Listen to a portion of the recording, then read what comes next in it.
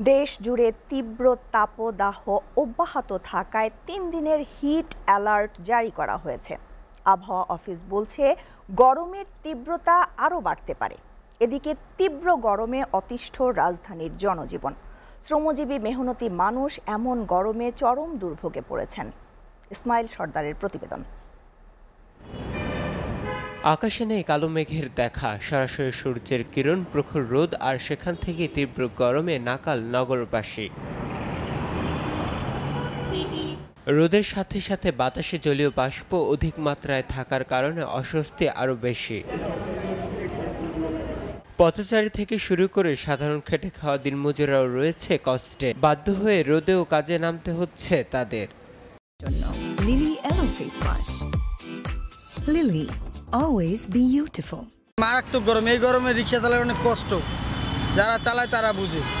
খুব মারাত্মক, এই যে হাত পা পুড়ে গেছে। পরীক্ষা দিতে গেছিলাম, যা অবস্থা মানে থাকা যাচ্ছে না, মাথা থেকে শুধু ঘাম ঝরতেছে। অসুস্থতা, এই জ্বর, পাতলা পায়খানা মানুষের শুরু হয়ে গেছে জ্বরে, এই রোদের তাপে। সে গরম, হ্যাঁ।